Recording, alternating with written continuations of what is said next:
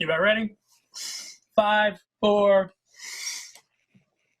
All right, Tyler, this is interesting. We are here with some more St. Luke's representatives. Word got out that we were letting the St. Luke's people call in. Yeah, we had one on, and then we got all these phone calls.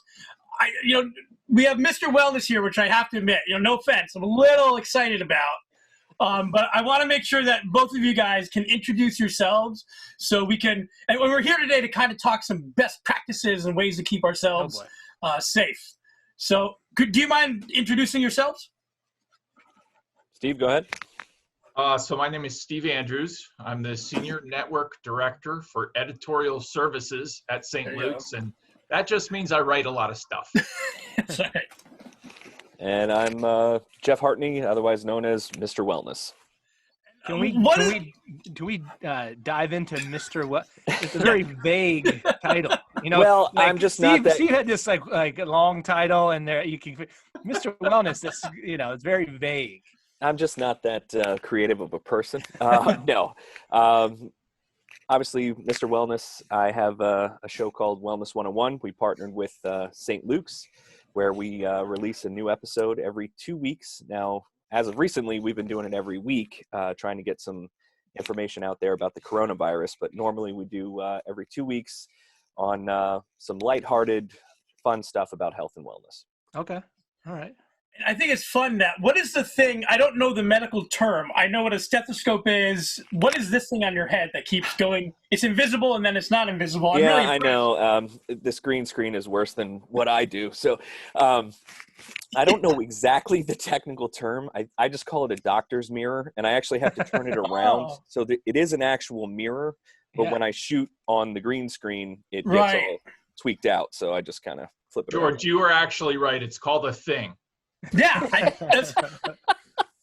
it's just an interesting medical device that looks somewhat dangerous. I'm not sure. Well, no doctors use them anymore, so I just figured the dumber I look, the better off we're going to be. Sure. And Steve, can you talk a little, like, what is St. Luke's, doing in terms of getting the word out on trying to keep people safe? What aren't we doing? We're producing a lot of messaging right now in all different mediums. Social media is a tremendous vehicle for us. And we're really focusing on basic things. If we do the right things, we can make this pandemic last or shorten a whole lot, but we all have to do these things: social distancing, staying at home, being careful if you do have to go out. I mean, there's 100 things that you can do to keep yourself and your family safe, make this pandemic disappear faster than it would otherwise. And I think people, at least what I've seen in some news and talking to some people, social distancing is people. It's not, there's not a loose definition, right? Like, so this doesn't count as you and a couple neighbors standing in the driveway 6 feet apart drinking a beer, right? That's social distancing. Is if you have to be out in the public, stay apart. But if you don't have to be, don't see people, stay home, stay by yourself. That's exactly it. Yeah. And I think, we saw, like, people, we talked about this earlier, like, people were taking the 6 feet thing as like a joke, when it's like, no, that's the minimum you want to be near anybody. Yeah. Like, that's not, like, I mean, I'm not a doctor, I'm not a scientist, but that's not like the minimum distance. Like, a virus isn't going to be like, well, that's 6 feet away, I can't go over there. So it's like this number that you can keep in mind, but it should be, you should be just isolated as much as possible, right? And remember, if you're moving 6 feet away from something, you're moving 6 feet closer to something else. Right. It's true. So, Jeff, with Wellness 101, you've been doing that at least for a while. I mean, a year or I also have to say 101 is the highest college course I've made. So I'm a little intimidated. I didn't get to the 200 level. You and I both, actually, I think. So you've been doing, can you kind of describe, and I've seen them, we've shared out some, they're kind of lighthearted ways to get people to maybe take a second look at something, like maybe that's not the best way to put it, but you describe it better than me. Well, so basically, healthcare as a whole can be a little sterile and scary. So we wanted to come up with a different way of bringing useful information across, but in a lighthearted and fun way. So this kind of Wellness 101 idea, that's how it kind of came about. So we're not making fun of people, and I want to specify that. If anything, I'm making fun of myself and my character that I play. But yeah, it's more or less taking very important information, and I call it infotainment. So you're getting information that you need, but in a fun and engaging way. Right. I'm somebody, I have my anxiety. I have a hard time with doctors and hospitals and anything. I'm a hypochondriac. Let's just be, so any way that the information can be repackaged in a more less intimidating way is super helpful to me. And it makes things seem less daunting, and more, that you can attack, you can do it, right? As if it's, well, like some of the videos I've seen, you put things in perspective a little bit. Yeah, sure. It's nice to see things visually. I was thinking too, because obviously you guys are not, well, I'm not sure about Steve, but Jeff, you're not in the office. No. And how was Jeff's in a classroom right now. Oh yeah, I'm sorry. Clearly, I don't know what's wrong with me. What was the craziness involved with? I mean, you guys are now working remotely, but communication. You said, what aren't we doing to get the word out? It still has to be incredibly difficult to communicate and get all this stuff out in a timely fashion. What was that sort of process like in the last 2 weeks or so? So I don't mean to jump on your toes here, Steve, but quite honestly, it hasn't really changed that much for me. I work out of the house anyway. I built a studio in the home. The toughest part, honestly, has been having the kids at home and trying to record audio and things like that. So basically, I've kind of worked it out where once kids go to sleep, I'm down here in the studio cranking out anything that has to do with audio. Then during the day, it doesn't really matter. They actually like to watch, the show kind of unfold. So sometimes they help me out, but anything that with speaking stuff has to be done at night, which has been a bit of a challenge. He's a warrior. He puts in way more time. He really goes for it. It's incredible to see. Thank you, my man. Also, there's a lot of information being, thrown at us from all types of, the news everywhere. So how are you guys sifting through what we should hear and what we, isn't necessarily helpful for the public to hear? Or how do you determine what information to repackage or what's going to get thrown out to us? We have some incredible physicians here, Dr. Sarah Massetti and Dr. Jeffrey Jari. They're our infectious disease specialists. So we get a lot of information from them. They're the ones that are leading the clinicians on the front line of all this in the hospital and in the outpatient setting. So we get a lot of stuff from them. And then the CDC and the WHO are really the sources of information for this right now. So anything that they put out, you can pretty much count on. We'll take that information and we'll kind of synthesize it into that, more humorous, lighthearted product that you see every other week. Is there for the people out, wanting information, is there certain places they shouldn't go, or is there maybe things that you would warn people to be wary of? There's a lot of sensational, there's stories are being sensationalized. Yeah, most of the internet, right?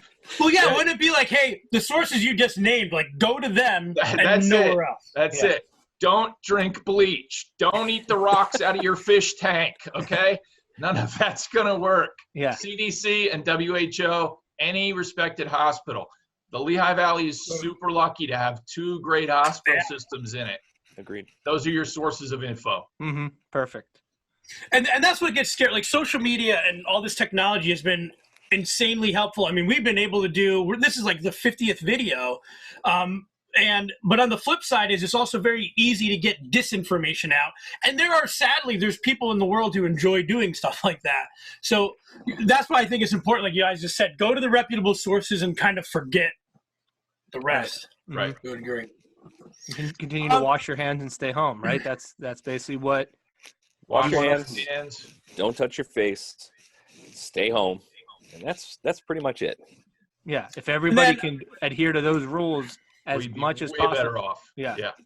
Do you think here's the question. the Lehigh Valley is doing a good job, though? Yeah. I mean, from what we've seen, I would say yes. You know, we track numbers every day, and you know they're still going up as they are everywhere. But I think by and large the Lehigh Valley is listening. You know, we're very close to New York, which is a scary thing right now. But yeah, I mean, I think the people in the Valley, you know, you're talking mostly blue collar, hardworking people, the kind of people that dig in and do what they need to do. And I think they're doing it.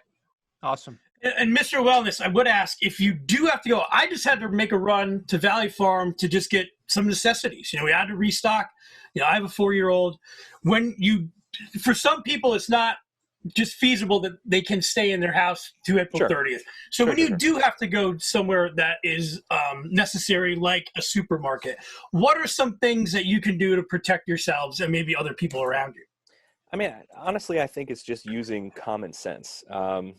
Try to avoid high traffic areas. I think even though most people are staying home, people tend to still stick to their normal routine. So like if you go grocery shopping on the weekend, maybe you want to think about avoiding that and maybe switch it up to a Monday or a Tuesday, or, you know, go early in the morning or something like that. You want to try to avoid people at all costs. And I know it's difficult, and we as human beings, we naturally want to gravitate towards people, but if we can just stay away from each other just for a little bit, the curve's going to flatten and this is going to go away much, much quicker. Mm-hmm. He goes outside dressed like Mr. Wellness and nobody goes near him. So Yeah, What's that? dog.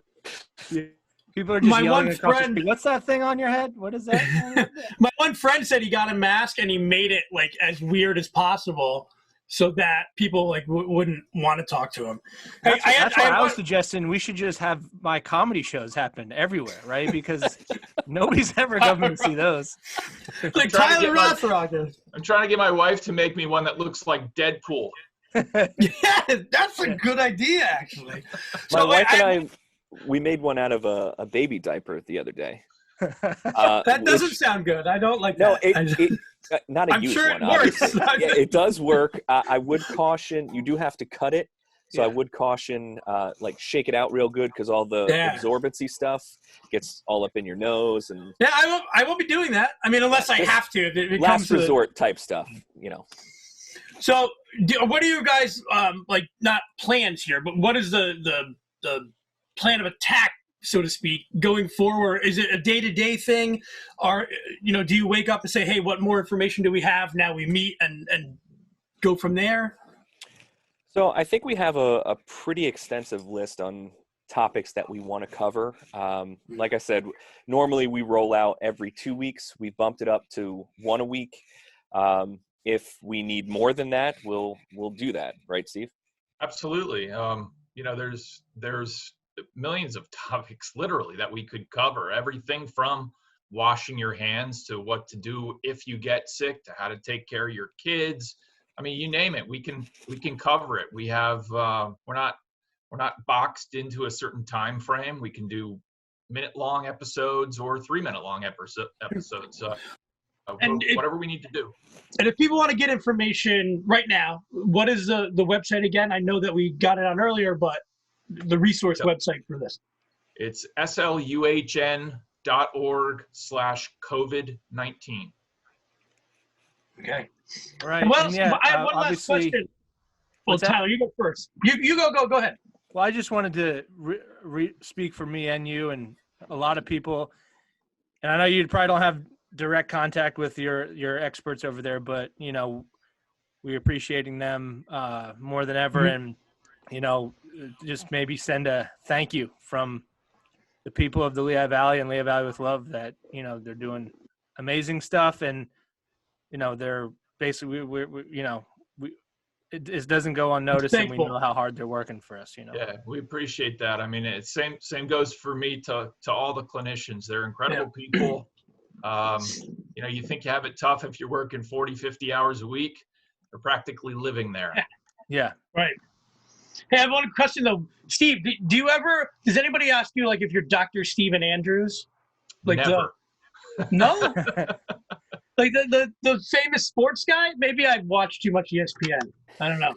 He's the guy with James Andrews. Oh, I thought it was Steven Andrews. No, yeah, don't worry. Andrews. Come on, buddy. Like, I thought it was whatever. I haven't seen sports. You're sitting on that question the whole time, and look at you. I thought I had it right. You know what? I'm not even editing this out. I'm gonna keep it in. It's my fault. No, you better keep it. You keep all my mistakes. Yeah, it's true. I owe you one. So again, thank you guys so much. We'll push it.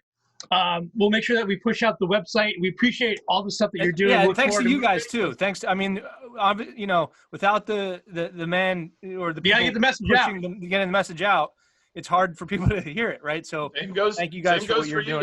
You're pushing absolutely. it out. Yeah. All right. Hey, if there's anything else pops up in the next couple of weeks, who knows how long we're going to be here? Maybe we'll check in again. So, sounds good. Thanks, Thank you guys. All right. Thank you guys. See you later, James. Thank you. Bye.